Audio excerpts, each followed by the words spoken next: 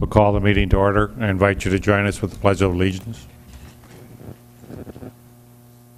Pledge allegiance to the flag of the United States of America and to the republic for which it stands, one nation, under God, indivisible, with liberty and justice for all. Roll call. Gary. Here. Grinberg. Here. Pepcorn. Here. Strand. Here. Mahoney. Here. Health, the retirement and open house honoring Ruth Roman and Dr. John Baird will be held August 29th from 2 to 4 p.m. at the Oak Room at the Fargo Cast Public Health. Ruth has worked with public health for 22 years, and Dr. Baird has served the city and county health officers for 16 years. I had the privilege of training John Baird when he first started out on this endeavor. Ruth, would you please stand up, and we'd like to give you a round of applause.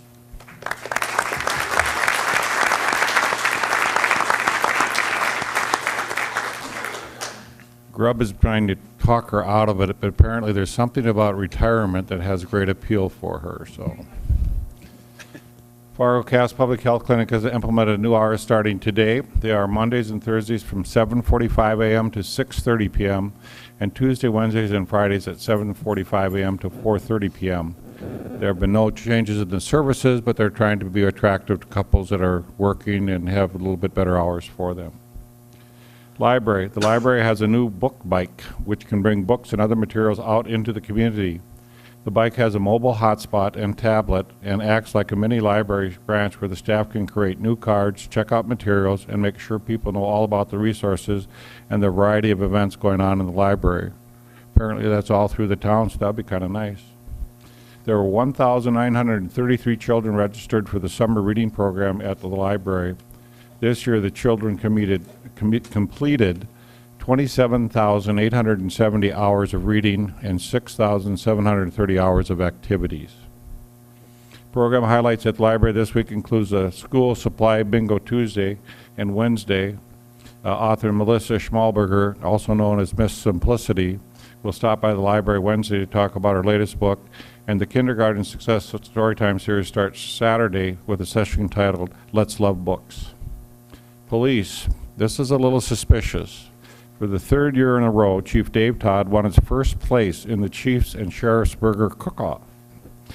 The chief won't reveal his secret burger recipe. However, he did reveal that one of his strategies is to steer the media to Cass County Sheriff Paul Laney and get him talking so he forgets about his burgers and overcooks them. This has been successful at least 3 years in a row, so congratulations, Chief. Police Department representatives visited many block parties last week during the annual Night to Unite. The community really appreciates the interaction they have with the officers at these events, and it was well attended throughout the city. People came out. The Native American Commission requests that the public wear red and use red bulbs on Sunday, August 19th to honor and remember Savannah Graywin. It was a difficult time in our community, and they just would like to give her some honor. Thank you. Is there a motion to approve the order of agenda, moving Robert Wilson and Commissioner Chad Peterson to the beginning of the agenda to discuss the state radio, and move items 24 from the consent agenda to the regular agenda? So moved. Is there a second? Second. Any discussion? All those in favor say aye. Aye. Opposed? Motion carried. Is there a motion to approve the minutes of the July 30th, 2018 regular meeting? So moved. Is there a second? Second. Any changes? All those in favor say aye. Aye. Opposed? Motion carried. Is there a motion to approve the consent agenda items 1 through 42, excluding item 24, which has been moved to the regular agenda? So moved. Is there a second? Second. Any discussion? Roll call, please. Grinberg. Aye. Strand. Yes. Yes. Pepcorn. Aye. Mahoney. Aye. So to start our meeting off, Robert, are you coming up first, or do you want Chad? Have you rehearsed this, or? I have not. We spoke briefly last week at the West Fargo City Commission meeting, so we will address you for a few minutes and entertain any questions you may have. Robert Wilson, Cass County Administrator, and Mr. Mayor, members of the City Commission, it's a pleasure to address you this evening. Wanted to briefly chat with you a little bit about the emergency radio project and issue that staff on both the city level, the county level, and some of our member organizations have been working on for a number of months and in some cases years. And just to be clear, this is the radio system that our dispatchers, our fire department, our police department, our sheriff's department, our rural fire departments, our rural ambulances use to communicate during an emergency and during call-outs. The current system, we've been informed, will not be supported by the manufacturer after the end of this year. And that doesn't mean it will go dark, but it will be, they will not be able to get factory replacements for different components, and we'll have to look at alternative means for obtaining some of those pieces of the system, and overall system support will be ending as the industry is moving to a higher technology and upgraded technology. So the cost to upgrade this system is significant. It's somewhere between the 12 and 16, $18 million mark just for Cass County. Eventually, that will need to be upgraded statewide, and that cost statewide is much larger than that. But our emergency responders, our safety professionals here in the community have really stressed very diligently and very hard that we need to move forward on a much more expedited timeline.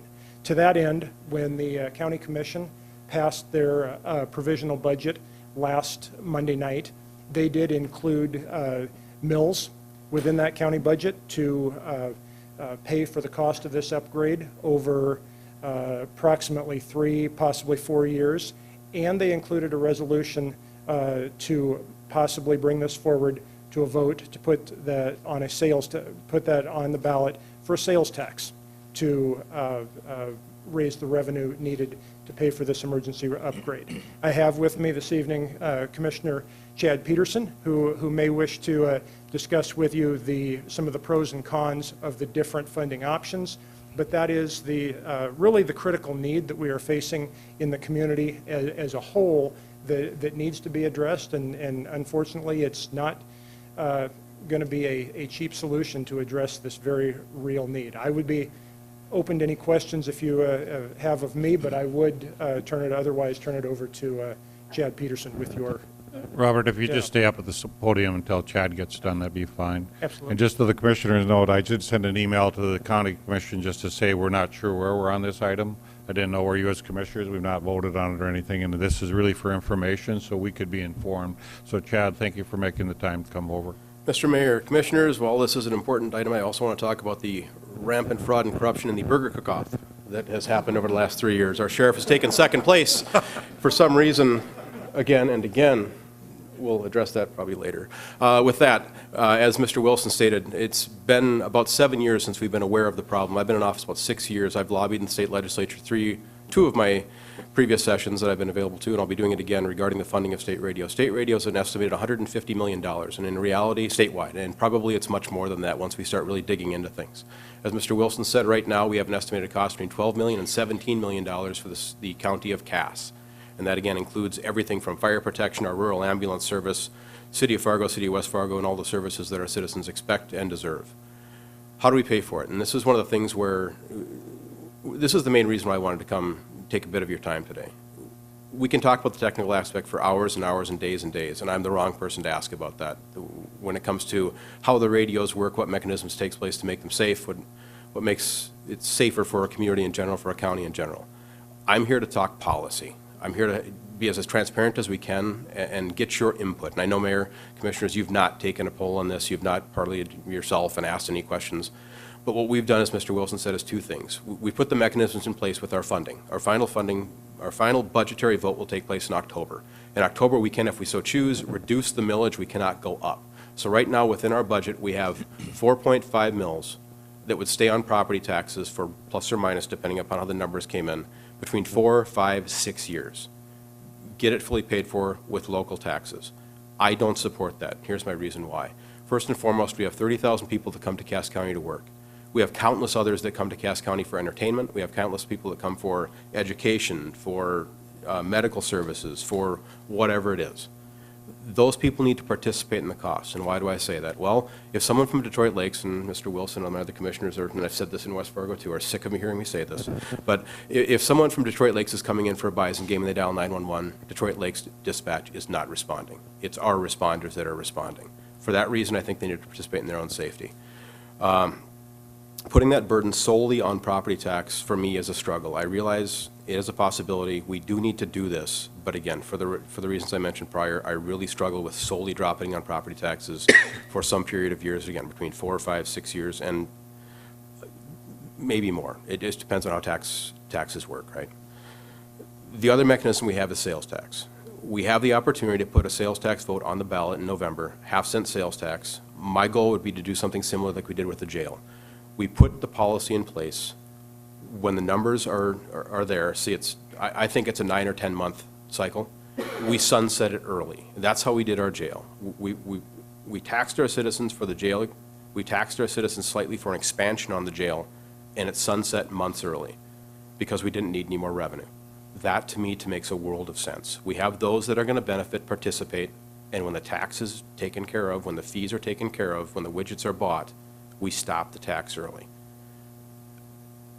I guess I could speak for that, on that subject for months and months too. But again, my main communication with you today is this is what we're intending, and I'd frankly like your opinions on what you'd like us to do. I don't do the dictator thing very well, and knowing how big Fargo, knowing how big West Fargo, and we're thinking of maybe going to Castleton too, some of the larger communities, and asking their commissions their thoughts as well. But with that, Mr. Mayor, Commissioners, if you have any questions for me, please, any comments, please.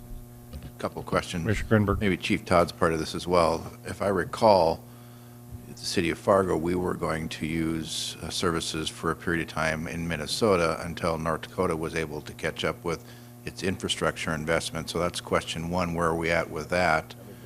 And then two, I think this is from a broader perspective, the state is yet in a holding pattern for an RFP, what's called the Siren Network, which is, this is big business. Motorola, Harris, the big dogs of the world are bidding on this work. And so if it's a statewide initiative, are we expected to pay our pro rata share based on population in Cass County? Or is this going to be spread across local governments to pay for the entire share of the state's investment, when you could argue the state should fund this versus local? So, I mean, do we have any perspective on that, and then timelines? Mr. Mayor and Commissioners, I can't speak to the finance aspect of it, but we've been, Motorola about 7 years ago let us know that this system that we're currently on would be becoming end of life the end of this year, as Robert told you. And so we've been out to the legislature explaining this, that the state as a whole was going to face this issue, and that we were only one of a couple of states that has not gone to a statewide system that's a 800 megahertz system that allows you to talk throughout the state. And so we were advocating for that. Well, we've been advocating it for several sessions now, but we really haven't gotten a lot of traction on that from the legislature, except that they did provide a funding source through some 911 fees. But it's like throwing a penny in a pot, because we're talking probably $170 million to $220 million system, depending on who you talk to. So we found ourselves about 2.5 to 3 years ago going out to the state and proposing an idea of starting on our own as a county, and joining with Minnesota Armor System. The reason we wanted to explore that is because we're in the unique position, really the only position, of being a joint dispatch center with Cass County and Clay County, a combined system, And the Moorhead-Clay County side is already on the Armour side. And so we asked the county if they would fund a consultant and our own radio specialist to go and propose the idea to Minnesota through a number of committees to allow us to join the Armour system to see if that was possible. Well, we went through about 6 or 7 layers of approval, and they unanimously said we could join their system. This would allow us to grow and build our own 800 megahertz system here in Cass County, and then if North Dakota ever got their system built, we could make the transition easily to join North Dakota's system. But we're in a situation now that if we got the funding today, it would take us 20 to 22 months to build our system here in Cass County. If we wait for the state and they got the funding, let's say the state got the funding today, we're talking about a 7-year build out. I can't exist on spare radio parts for 7 years. I'm being honest with you. We would do the best we could, but I think that's really putting ourselves in an awkward position. So then, Robert, or where are we at? So if we're asking for 16 million from the voters, whether it's a mill or sales tax, is that what I heard? Commissioner Grimberg, let me address your second point regarding the state funding. So we've actually been pretty open and honest with our friends in Bismarck, and we, in fact, just a couple hours ago had representatives from the governor's office, and Chief Todd, Chief Dirksen, among others, were there as well. We had representatives from, obviously, Sheriff's Department, County, Mr. Wilson. We had West Fargo representation there. The interesting part about this is the state of North Dakota, while it's flush with cash periodically, is struggling with how to fund this because they don't necessarily see this maybe as much of a priority as some of us do. And you get to your point, the rural counties. The rural counties will never be able to monetize this. There's counties that have populations of 1,000. There's people that have counties that have there's populations of 3,000 people. They'll never be able to pay for the system. What does that mean? That means the state in part or in whole will have to pay for their systems for them, or they'll go without. And I struggle to think that we'll let county A, B, C, D go without some sort of safety net.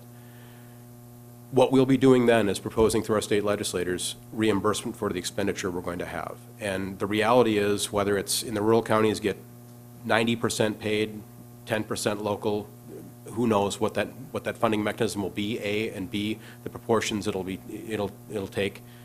I don't know the answers to that right now, but as Chief Todd just said, the reality is that we can't wait in Cass and hope that the state legislature will come through with funding this year. We need to do this ourselves and then eventually tie into that. Okay, so that hits the point then. So what you're talking about is doing this ourselves. Yes, sir. The transition plan, whenever that happens. And we hope it's this session. What a dream it would be that January 1st, one of our legislators or whoever, some legislator from some county and city of North Dakota says, we need to make this a priority, we'll fund it in whole, we don't have to worry about anything. We collect the taxes and then lower taxes next year because we have no funding need. That's probably not a reality. You were out there for a number of years, and again, we may have capital to be dedicated towards roads and other things, but at this moment in time, there's been no indication from the governor's office or any state legislator that I've spoken with that they'll be funding this to the extent of hundreds of millions of dollars. Maybe on your trip in the White House, somebody will give you some money. No. Fingers crossed, Mayor. Mr. Chairman, so I have a couple questions for Chief Todd about, so what will it cost if we did what we, for temporary, and just an editorial comment, you guys should have the best stuff. To have this situation is embarrassing and unacceptable. You guys should have the best equipment, and to have this going on is awful. And so that's my editorial comment. Can you just talk about what can we do right now, and why hasn't, and go ahead. Well, we've been keeping our liaison commissioners apprised of this and then working with our city administrators for quite some time on this. And I think we do have the path forward. And the county has been gracious enough to take this on because it's a county-wide issue. And we're not just talking about the city of Fargo or the city of West Fargo. We're talking about those two cities, the fire and police and EMS and volunteer fire departments throughout the county that all need to be served through this and have this type of equipment in order to operate. We are, as a police department, are already buying used equipment. We're buying used portable radios to keep up with the growth of our department, or for radios that get broken or need repair. We're buying used radios to replace them because Moorhead and Clay County already migrated to the Armor system, so we were able to buy some of their equipment. And we can do that for maybe 2 years tops. We can survive that way, but I wouldn't want to stretch beyond that. And I think this is the prudent thing to do for us in a county solution. I just got a couple of more real quick things. So the thing that concerns me is sales tax. I'm not in favor of any more sales tax, period, no matter what the issue is. And I believe we have two more, way more higher priorities. That's the diversion and the Red River water supply. Those things are, I totally, this has to be done, but to use a sales tax, this is just, and Chad, you're a friend of mine, this is just my opinion. I don't believe this is the correct way. However, we have to figure out a funding mechanism immediately, because this is not acceptable. And I appreciate the county taking the lead, because I do think you're connecting with a lot of our other groups, but I think we'll all support whatever you guys do. But this is just my editorial comment once again. The half cents or any sales tax, so now if we added this on, we would be above 8%. And I think if you start talking to retailers, that's a pushback number. I think that would have some negative impacts on our retail sales. And so that's just my opinion. Thank you. Commissioner Gary? Yeah.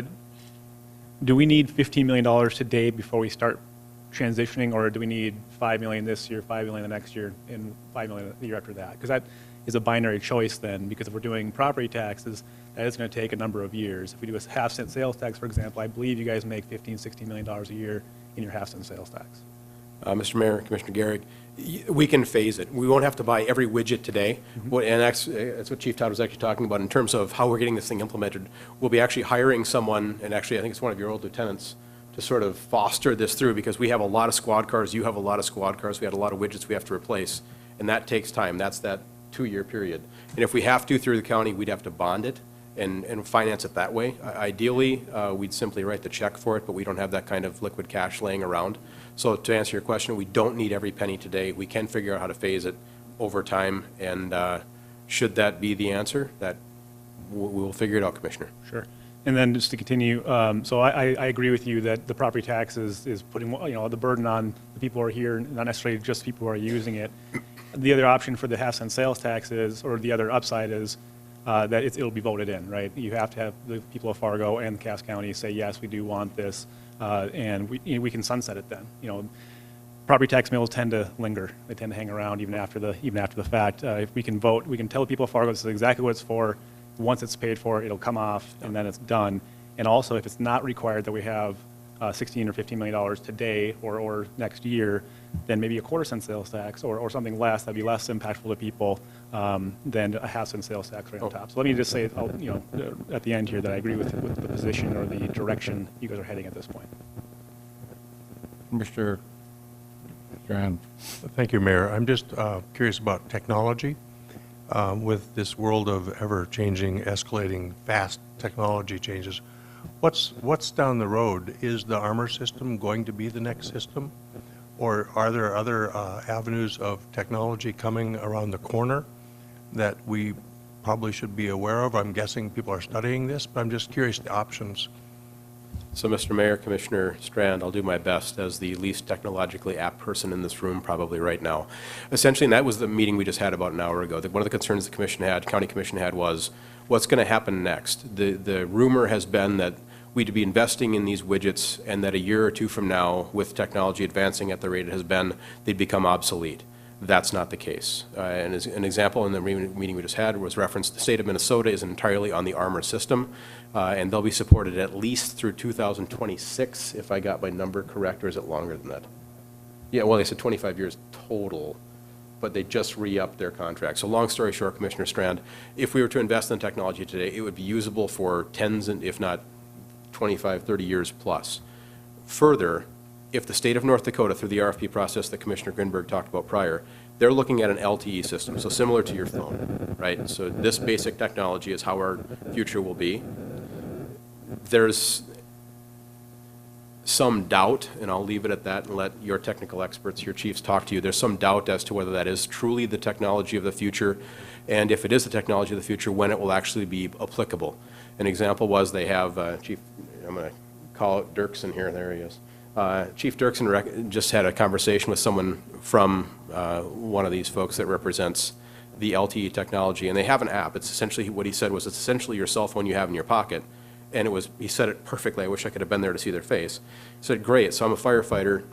I have gloves on. How do I operate it? Well, we'll figure it out. And his better question, this is why I wanted to be there, was, drop it for me. Drop the phone. And he said they would not drop the phone. Well, how many firefighters and police officers can have equipment that's gentle? Well, very few, probably, right? We need it to be a bit more durable than the average cell phone our children have or that we have in our cell phone pockets. So the point to this is, there is technology. There is technology that's evolving every day. The important part about the system that we'll be investing in, we won't be able to necessarily flip the switch to the LTE technology, but for a minimal investment, and we're getting those dollar figures right now, we should be able to flip the switch, and all of a sudden we're communicating to the state of North Dakota and the state of Minnesota effortlessly. So whatever we invest, call it dark money or dead money, is going to be minimal.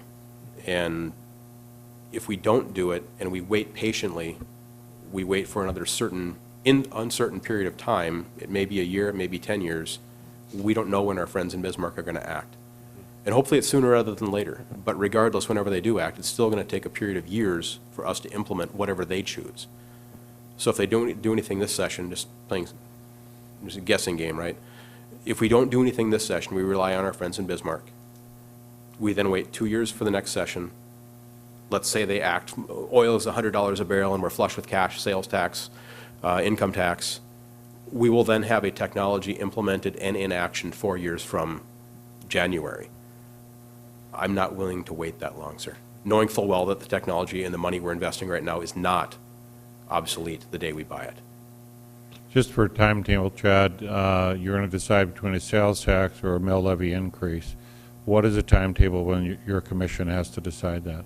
The mills will be enacted in October, so we'll be doing those regardless. So our commissioners should contact you and your commissioners as far as what their thoughts are on this, within that time frame? Sir, that's why I'm here, absolutely. Okay.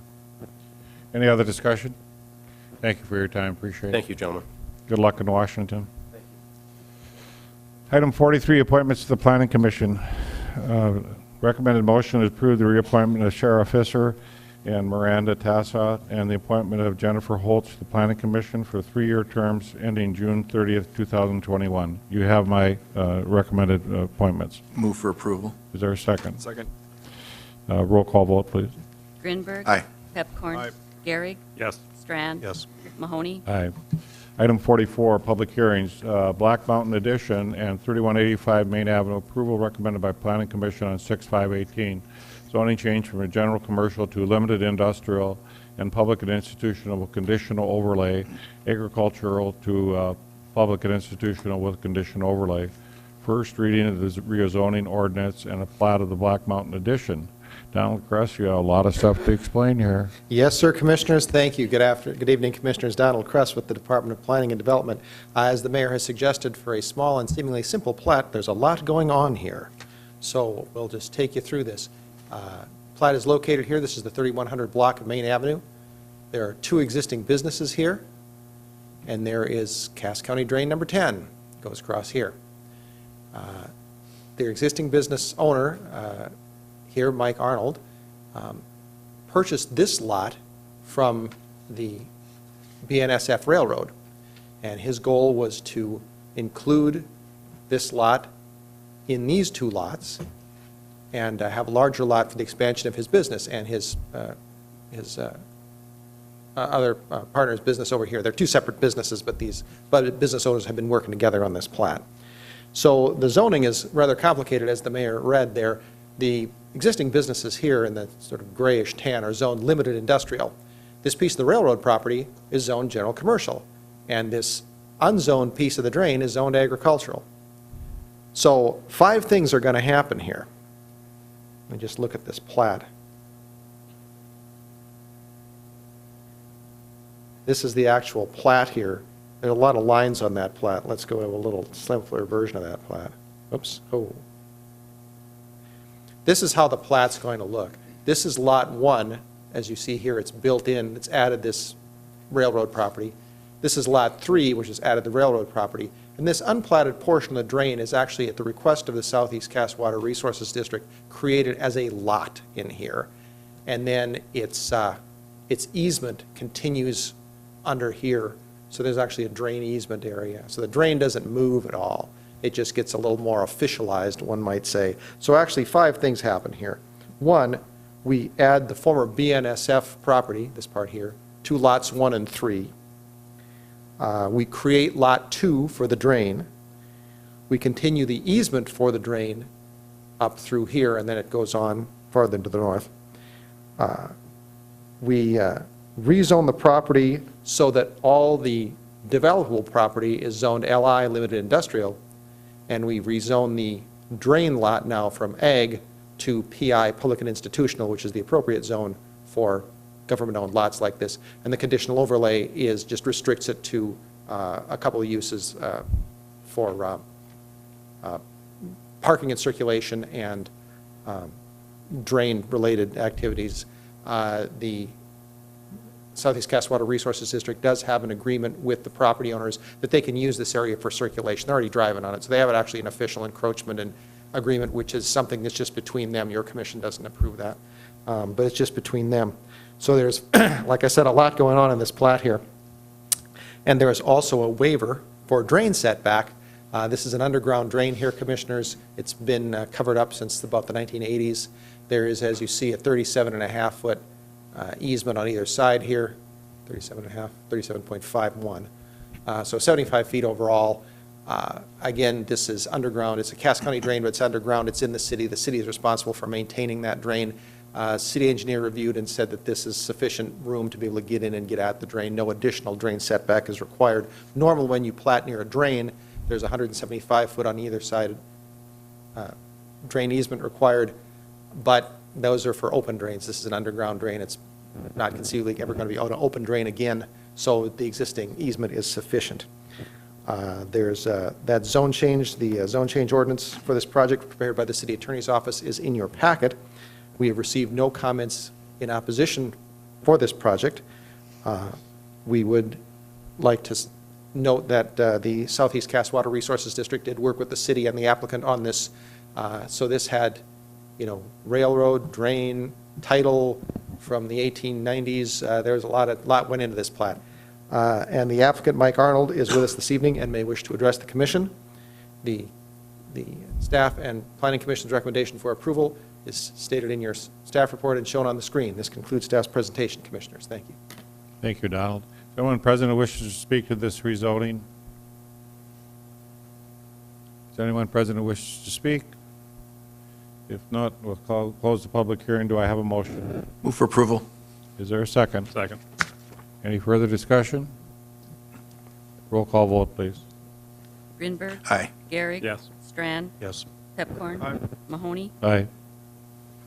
Item 44B, plat of Mankota Section 16, first subdivision of a replat of Mankota Section 16 subdivision. Approval recommended by the Planning Commission, 5/1/18. Donald Crest, explain this as well. Yes, sir. Thank you, Mayor. This is Minnesota Section 16 subdivision. That's a power substation that is out in our extraterritorial jurisdiction. Under state statute, we have the authority, the city has the authority for subdivisions in the extraterritorial jurisdiction. Here's the long shot view of that, just so you can locate it here. Here's I-29, 76th, 45th, 57th, it's down here. And what has happened here is the applicant, which is Minnesota Power Cooperative, owns this area here. They bought the surrounding land here from the surrounding property owners. They're just expanding the area for their substation, and they'll be building a larger substation here very shortly. This is the zoning, which is sort of a different looking map. It's all zoned agricultural, and there's no zone change proposed. This is a basic utility, so it's allowed in the agricultural zone. The property includes the plat here. Zoom that in a little bit. The plat here includes dedications for streets.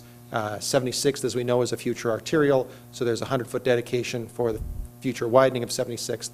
And then off to the east here is a dedication for a collector yet to be named that is depicted on the Southwest Metro Transportation Plan, and that's noted in your staff report. So those dedications are included in here. Otherwise, they're just doing this to expand their substation facility here. Again, the zoning is ag and will remain that. We have received no comments opposing this project. We do get a couple calls, people asking, about the project in general, but no comments in opposition. The applicant, Mr. Brian Hoffart of Minn Kota Power Cooperative, is with us this evening and may wish to address the commission. And staff and the Planning Commission's recommendation for approval is stated in your staff report as shown on the screen. This concludes staff's presentation. Thank you, Commissioners. Thank you, Donald. Is there anyone present who wishes to speak to this rezoning?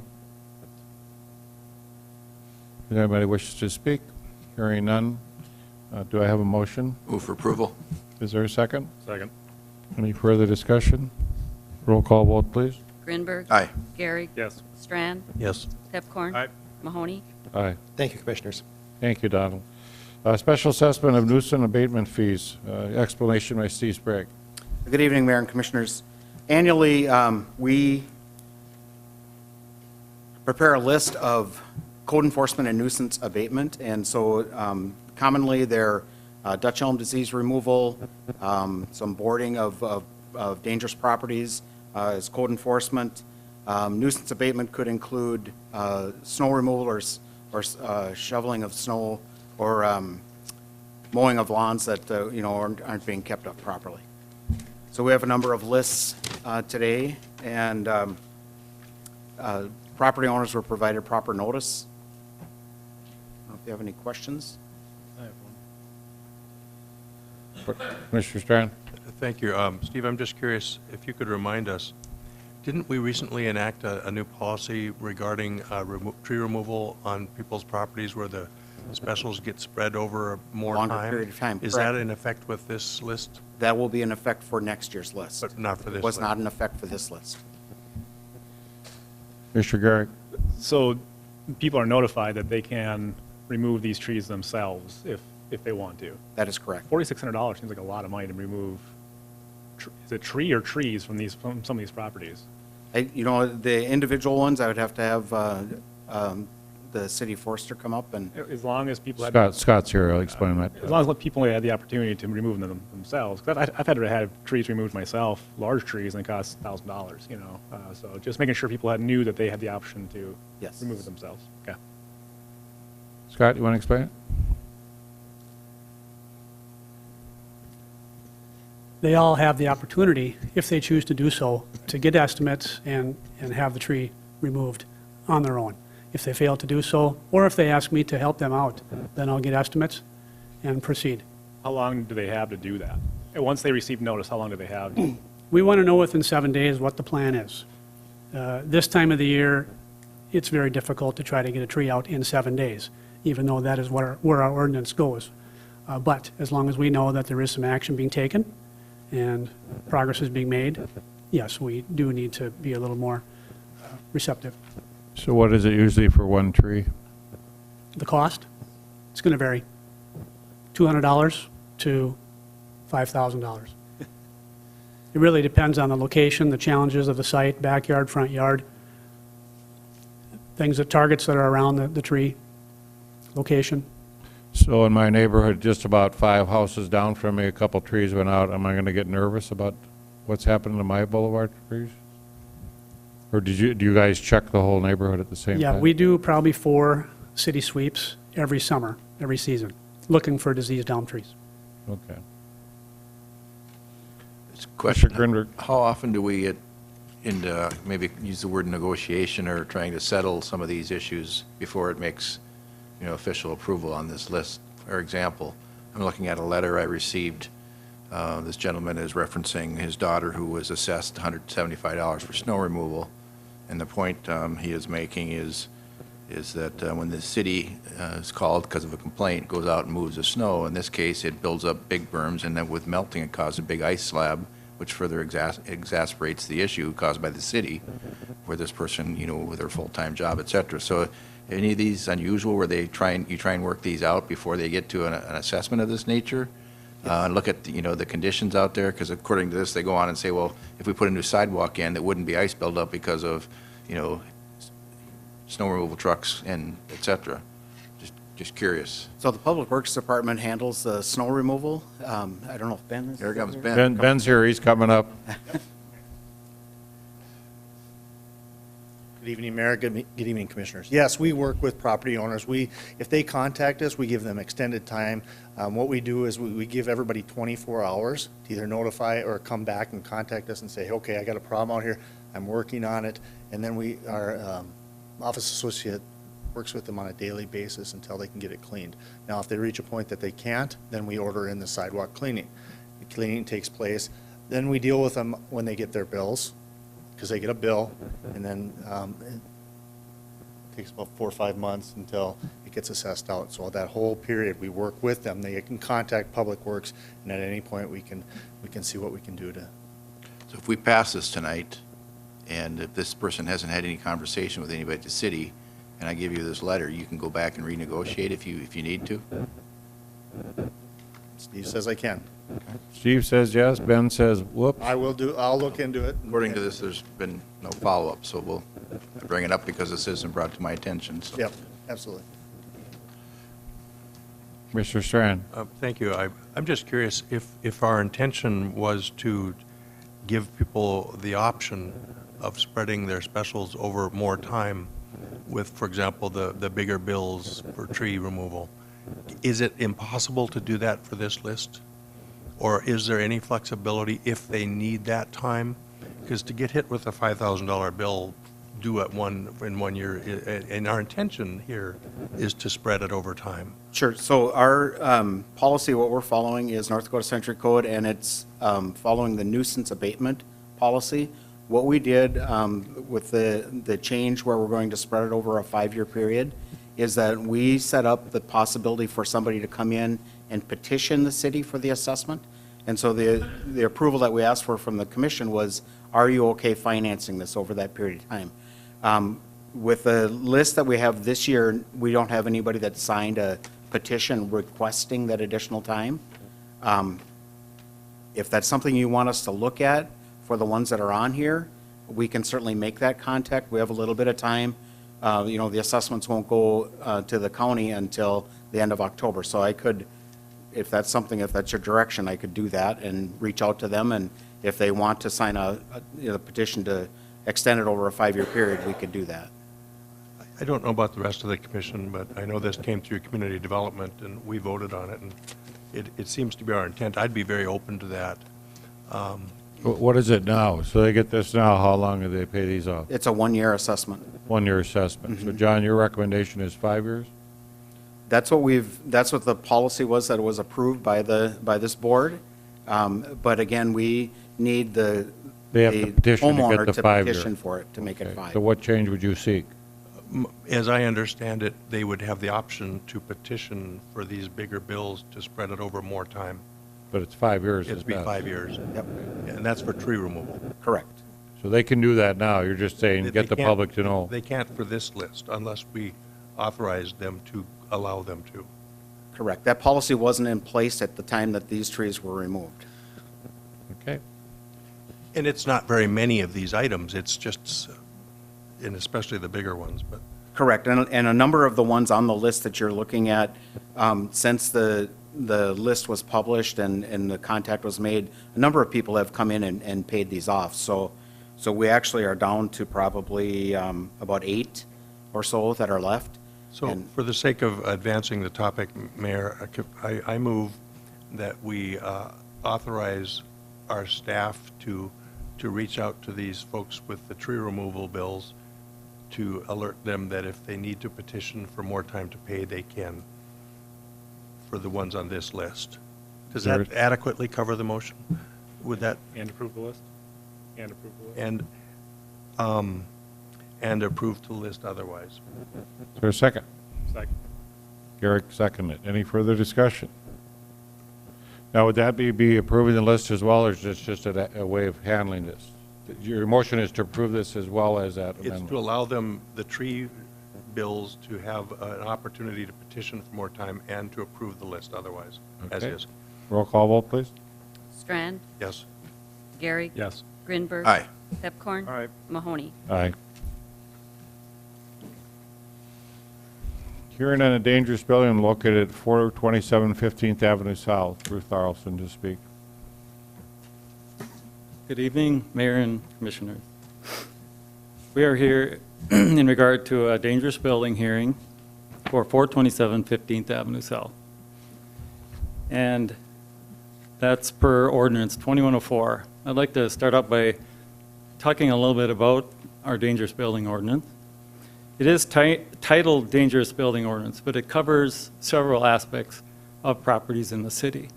One is structural issues, one is dilapidated properties, and the third being just the detriment to health, safety, and welfare to the citizens of Fargo. And I feel this property meets all of that criteria. We reviewed the criteria listed in the dangerous building ordinance, and there's 10 criteria in the ordinance. And we feel that this building meets 9 of those 10 criteria. We have done our duties required by the inspections department. We have notified the owner. We've given them the time required. We placed the notices on the buildings. We've done that several times. I've included in your packet a timeline of events, and I'm not going to go through all the details of the timeline. I'm just going to highlight a few of them. This property first came on the radar of the city of Fargo in about 2001 when it was noticed that it was a rental property.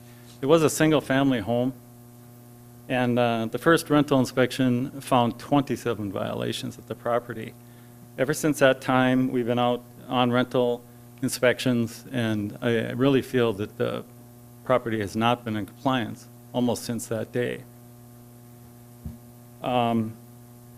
There's been 4 building permits taken out that I put in the packet that were never completed throughout the last 10 years.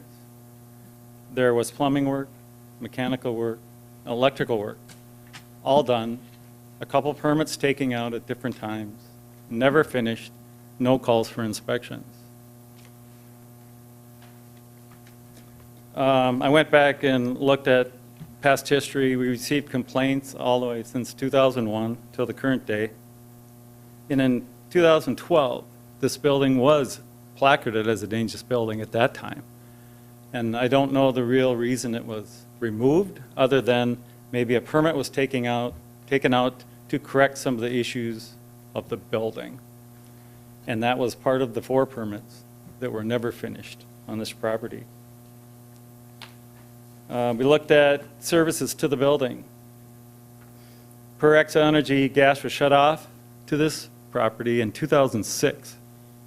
It was turned on in 2009 for approximately 3 months, and it's been shut off ever since 2009. For the City of Fargo Water Billing Department, the water's been shut off since 2011. There were 9 tenants previous to 2011 who rented, and all of them are in collections at this time. There has been electrical work at the property. Electrical work permits are done through the state. There are no records of electrical permits or inspections at this property. You received some pictures in your packet. You can see the condition. And I know the commission takes private property rights seriously, as we do also. But I believe this property is justified coming to you today. In conclusion, the property meets all the criteria for dangerous building. And the City of Fargo has been dealing with this property in non-compliance for over 15 years. I believe it's time to give the neighborhood a fresh start. So you have a suggested motion. I suggest you agree with my notice and find this a dangerous building and approve the notice or the action on the commission right now. Anyone, stand by for just a minute in case commissioners have a question. Anyone present who wishes to speak in regards to this building? Come forth, please. State your name. My name is Pete Sable. I own the terrible building he's talking about.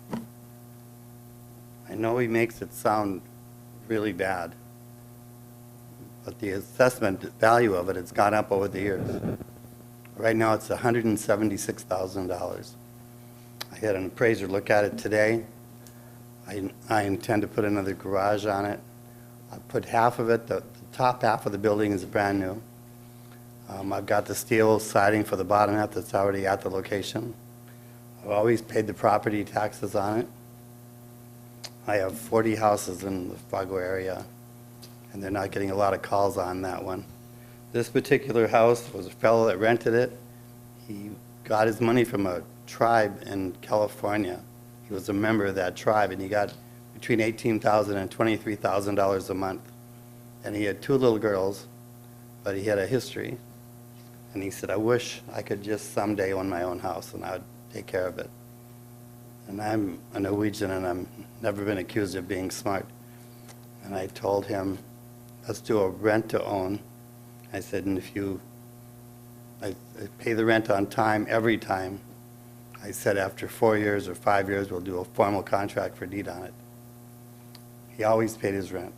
He never, ever not paid his rent. The place is full of wiring that he and some other guys got drunk and strung to the house. When I saw it the last time, I knew it needed to totally gone over with everything with licensed workmen. I mean, who wants to throw away a $176,000 house? And that's what the city of Fargo repeatedly appraises it at, so that must be the value. I'm ready to start on it. They gave me a list of things I had to do. This Wolf Steel Company, they've already made the solid steel beam. Before that, it had rooms in the main floor, and this guy took everything out, so it's a clear span. But he's built some other walls, like he built a huge bathroom in the middle of the house or some, it's crazy what he's done to the house. But there's no danger of it falling in because those walls there, I'm gonna take those walls out. And it'd be 3 bedrooms and a bath up and a clear span with a big kitchen, living room, dining room, bathroom on the main floor. And unlike the other houses that were in the newspaper that's got to be shut down, this one has no leaks at all. It's got a new roof. The top half of the house is new rafters, new 2x4s. The house is solid. You could park a tractor on it. I'm putting all new windows in it. All the repairs will be Sandman Engineering. He'll stand behind everything on it. He's engineered the whole house, and it was his idea to come up with the steel beam. He said, if I'm going to put my name on it, I want it solid through and through.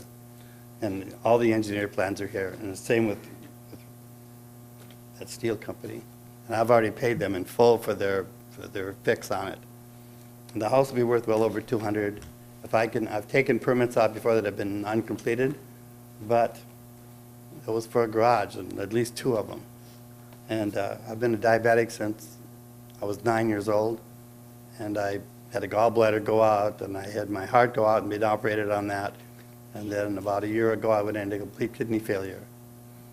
And it really takes you down. I mean, I had to go through dialysis every other day. And I got to admit, I put this on the back burner. I had no renters in it. But the guy that was buying it from me, they had a party one night. And they decided they were going to remodel the house. So they tore the sheetrock off. They showed the kitchen cabinets off. They called the city of Fargo the next day, and they sent roll-offs out there. They've loaded those roll-offs 4 or 5 times with my house, stripped it down. That was the last anyone lived in it. I don't believe he ever paid the city of Fargo either. I can read my writing. I believe the cost to fix will be $20,000 to $30,000. You know, I got carpenters that work for me full-time, and they don't charge $80 an hour, you know. And I understood the house has to be 50% damaged to be thrown away. It definitely isn't that. And everything Bruce says about the house is true. It's been a pain in the butt over that neighborhood. And it's a especially nice neighborhood. It's in the Lindenwood Park neighborhood. I've got several friends that live there. We might make sure that the snow is shoveled after every snowstorm. We had some elm trees we had to cut down, and then there was some other maple trees back there we took down too. The elm trees have been hauled away. I did it myself. But the maple is still down there. All I'm asking for is another chance to make this house the beautiful house it was before. And it will be a very nice house with a 2nd floor on it, with 3 large bedrooms. And it'll fit in that neighborhood because it was built in that neighborhood. That's all I can tell you. Okay, thank you. Was there somebody else who wished to speak?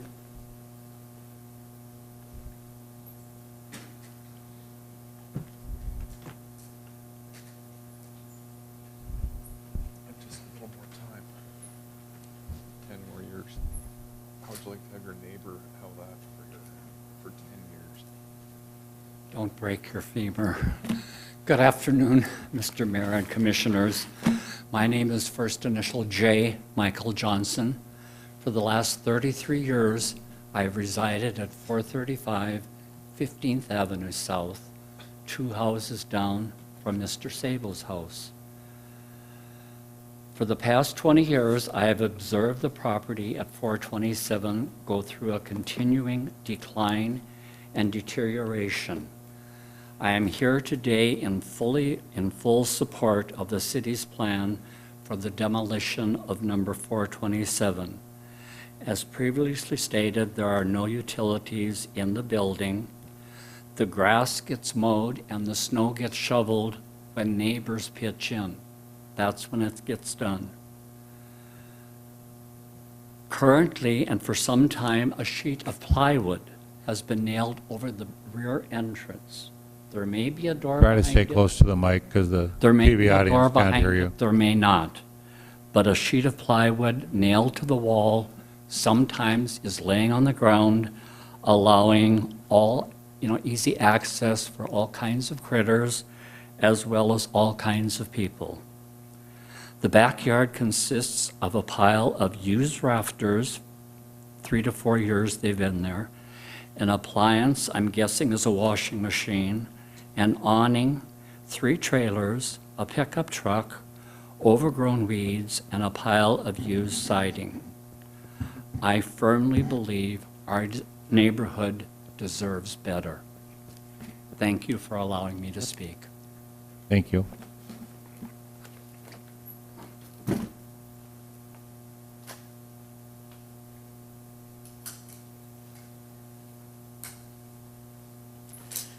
Mayor and Commissioners, thank you for allowing this to happen. We've been waiting for this for a really, really long time. My name is Leroy Anderson, and I live on 15th Avenue, just a couple doors down and across the street.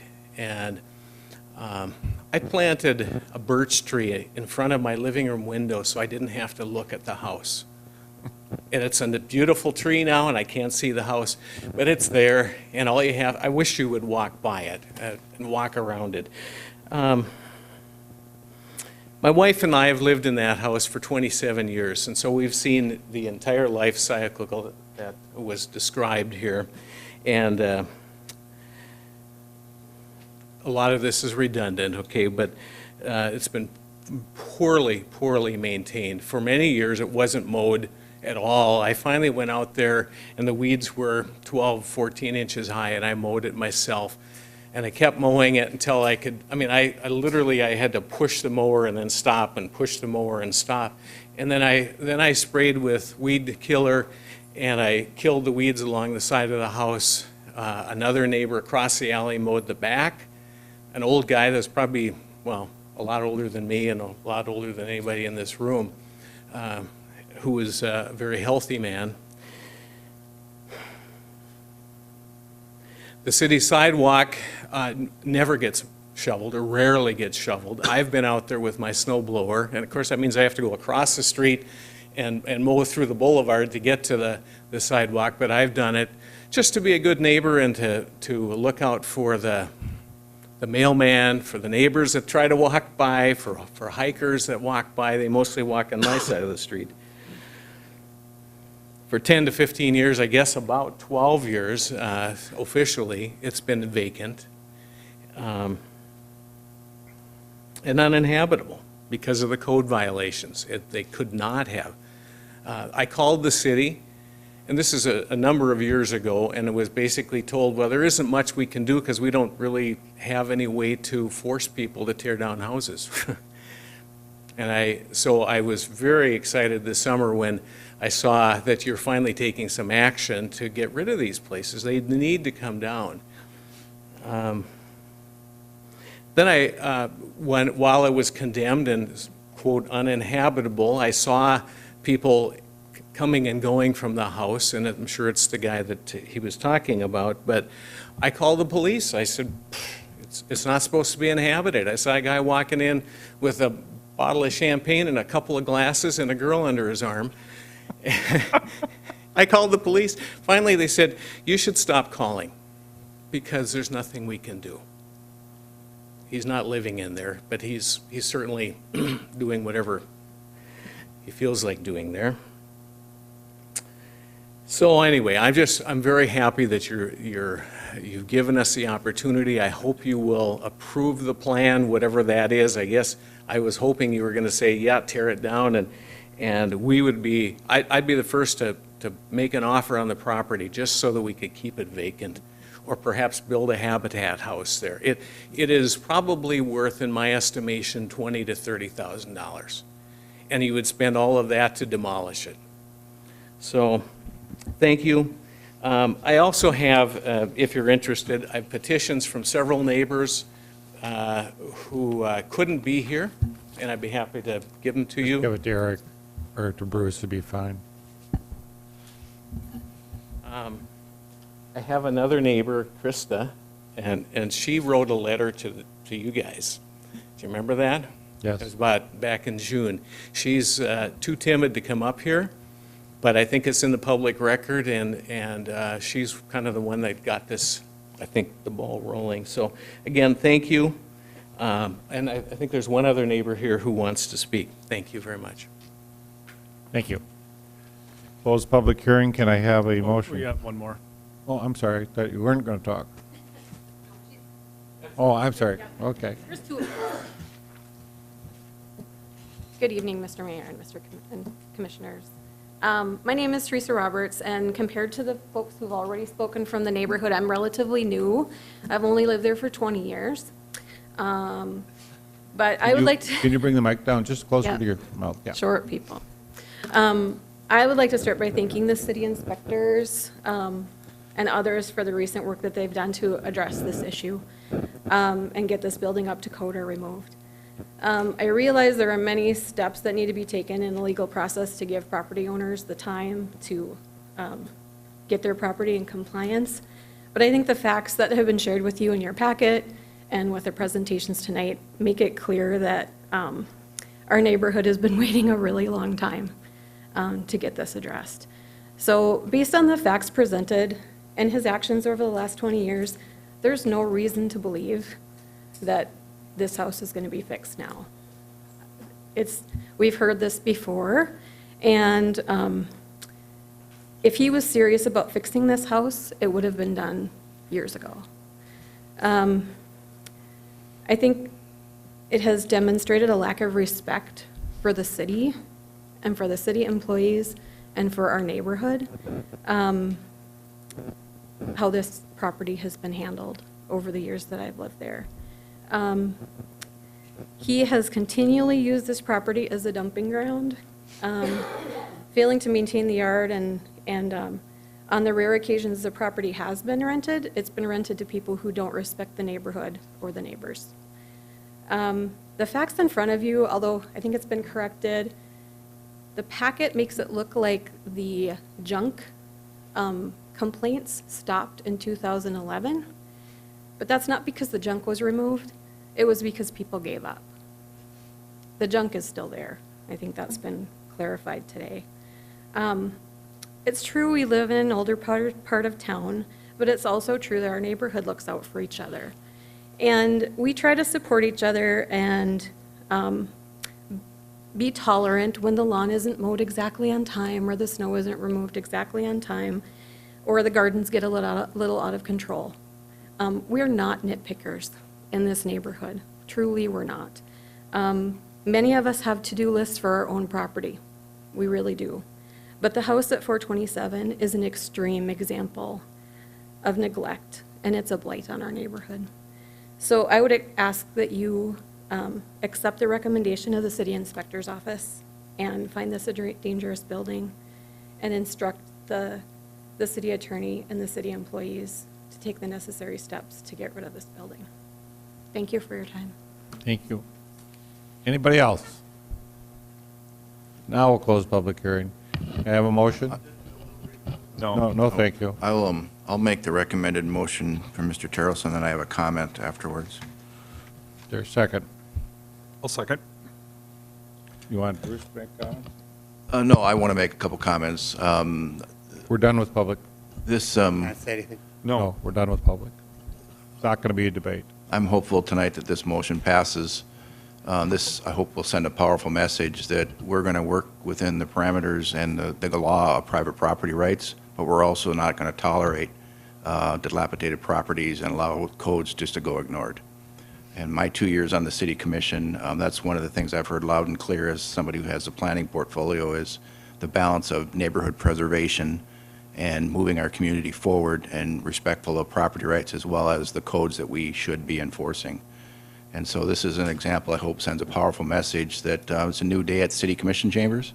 'Cause I think in the past, maybe more of a casual approach was taken. But if we want our community to be what it could be and where we want it to go, we need to make these kind of decisions when appropriate. And so I commend Mr. Terrelson for his leadership.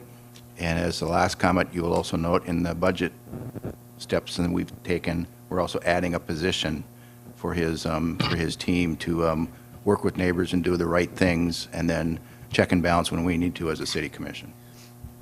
Mr. Garrick? Yeah, I'm someone who really believes in property rights. It's a big deal for me. But I don't think anyone else in the chamber here saw the pictures that we're looking at and what this place looks like. I went to Google Earth here while we were hearing testimony. There's a picture from 2013 of the street view of looking at this home. And when you look at it, it doesn't look that bad. It actually looks like a home that would probably buy. And then you look at the pictures from this year, and it's not getting better. It's getting much, much worse. That's in a 5-year period. So when Mr. Sabo was up here and said, hey, just give me another shot, I was leaning that way, actually. But then I pulled up the Google Maps here, and it's getting much, much worse. And this can't be. I just imagine myself living back in this neighborhood. I lived in this neighborhood before, and I would not move back next to a home like this. And so that's a big thing. Any other discussion? Mr. Strand? Thank you.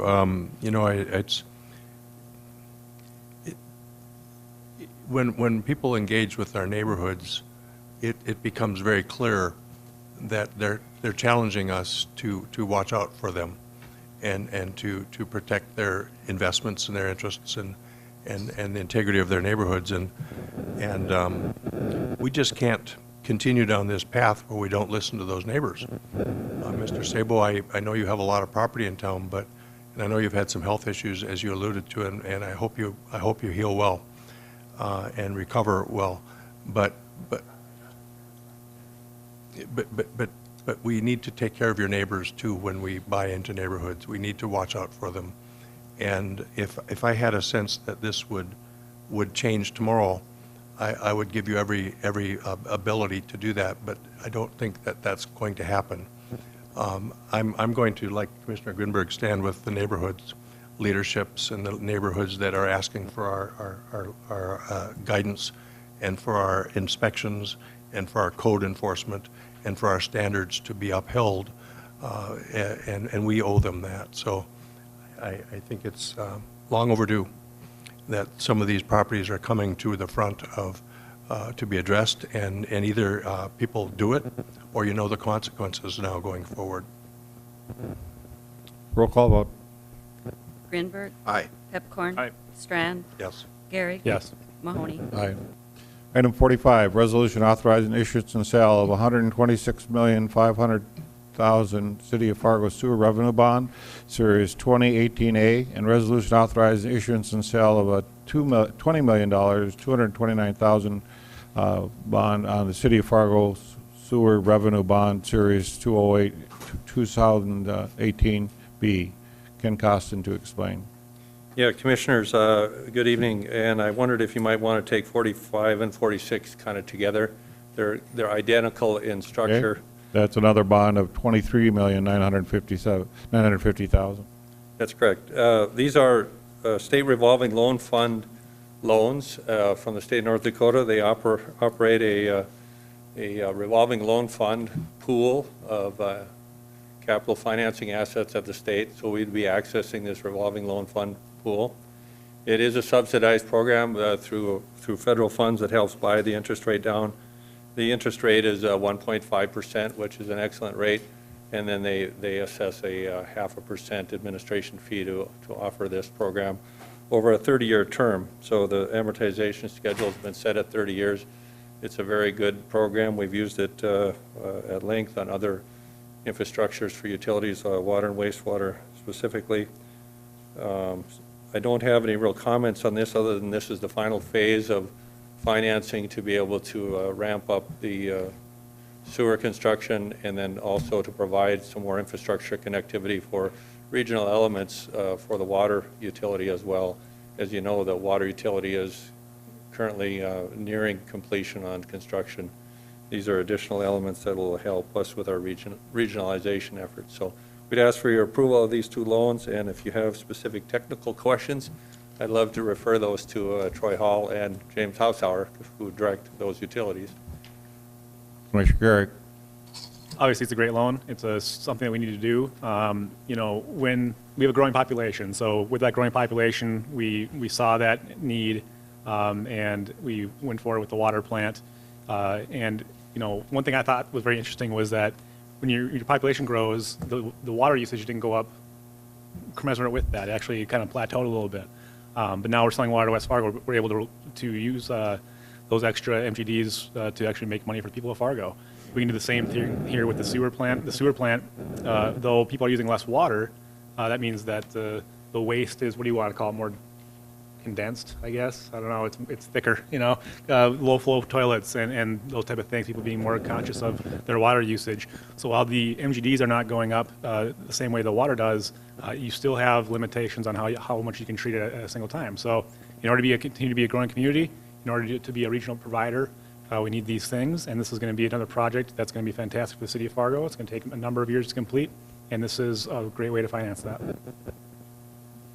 Can I have a motion? Move to approve. Is there a second? Second. Any further discussion? Roll call vote, please, for items 45 and 46. Gary. Grinberg. Aye. Pepcorn. Aye. Strand. Yes. Mahoney. Aye. Item 24, authorization and engineering staff to secure appraisals and negotiate the acquisition of 28 properties potentially affected by a 37-foot in-town project, with property owners wishing to sell in advance of the project authorization. Brenda Daring to explain. She got a smile on her face. Look, she's ready to Short go. people, right? Good evening, Mayor and Commissioners. Thank you, Commissioner Strand, for pulling it off the consent, because we had meant for this to be on the regular agenda. Our Public Works Project Evaluation Committee, Nathan Boardroom had brought forward a letter after our brown bag meeting. 3 different owners had reached out to him in regards to possibly looking into the acquisition of their properties prior to a formal approval of the permit and the 37 feet through town. So what we have is, on a recap, is, you know, we're still working on the previously revised and approved comp plan, but 5 new neighborhoods were identified for potential buyouts with the 37 feet coming through town. Our request to you is we weren't going to be coming to you until we had a decision on that DNR permit and if we were moving forward with that 37 feet. So since that informational brown bag, like I said, 3 residents have reached out to us, and the staff felt that if we were going to look at those 3 residents that reached out to us on if we would look into doing the appraisals sooner than a decision, then we would send a letter letting the other impacted residents know that if there was a issue or something that came up and they would like us to possibly look at purchasing their house prior to a decision being made, we would look into that also. We would like to send out a letter letting them know if this is something you would support us doing, and we would only start the process on those that would request it back to us. If a purchase price could not be agreed upon, we would wait until an official decision would be made to move further in the process. But we thought we would like to bring it forward and see how the commission felt about looking at those. Brenda, on some of the neighbors that reached out, they said you hadn't fully decided whether you'd buy the house out or put a wall behind them. What about those homes? So what we would, like, when we did the brown bag, it was a very high level. We haven't done any soil geotechnical studies, nothing.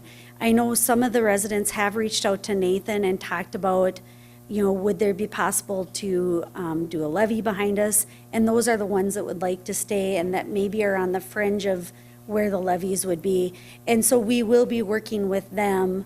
I know one of the house for sure, whether it stays, you know, it goes to 37 or not, I think it's always been a hard house to flood fight against. That would be one that we would support looking at removing. Some of the other ones, we may have to look at even finding someone to manage the house, because until a decision can be made, we don't know for sure how we will move forward with that. Also talking with our land acquisition specialists, appraisals aren't going to turn around quickly. They're probably about a 6-week process. And so once we go through the RFP, hire an appraisal, it is going to be, we're not talking tomorrow, but we are talking about starting that process if this is approved. Questions?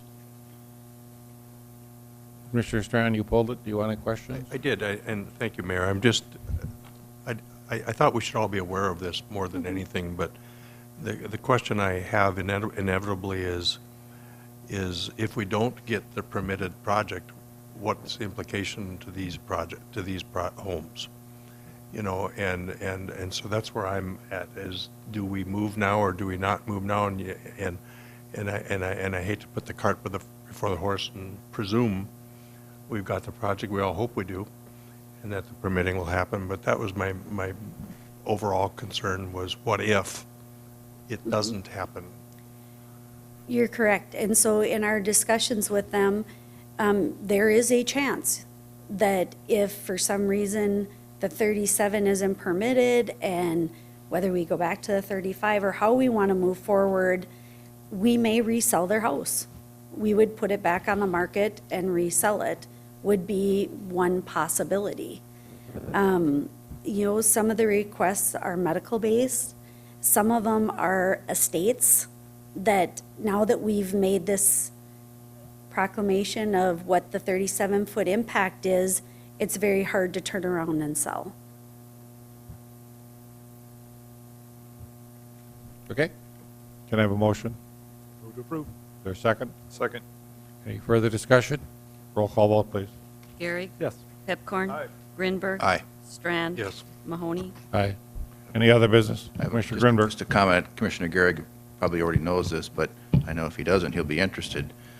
You know, the 150, back to the radio discussion, you know, the $150 million budget statewide, that RFP process was slowed because of North Dakota being one of the test sites for the UAS industry.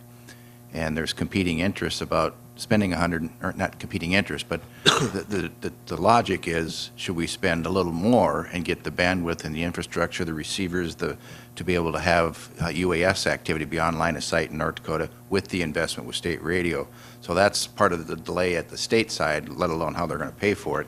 If we're going to invest this kind of these funds, let's get the double whammy, maximize the technology so that the day comes outside of the military, when you're flying drones around and beyond line of sight, that North Dakota will be one of the first to have that infrastructure. Get Boeing to pay for it. There you go. One final thing, the fire department came to us last week at Budget Committee and had a discussion. Chief Dirksen is back now. We have had some discussions. We will open up some discussions with the fire department. Commissioner Garrick, just for background, had talked about a 5-year possible element of doing some things to look at their salary. There is a disagreement of the 2 studies that are done. We have a study, and the fire department has a study, but we are going to look at those in detail, and that will all be public. That will be shown to everybody. We value our firemen and want them happy. The morale is over a salary dispute right now. Otherwise, in the department, I'm told that the morale is high. The guys are the finest in the nation, and everybody's doing a good job. Is that correct? Yeah, okay. Commissioner Strand. Thank you, Mary. And I've had similar feedback from people especially in the fire department, to make it very clear to us in the community, their concerns are about wages and benefits and salary compensation packages, but not about leadership and not about the people in the department itself. So I'm glad you're clarifying that, and I think it's important for us to let the community know that as well. Thank you. Any other business? Is there a motion to adjourn? Second? All in favor, say aye. Aye. We're adjourned. Thanks.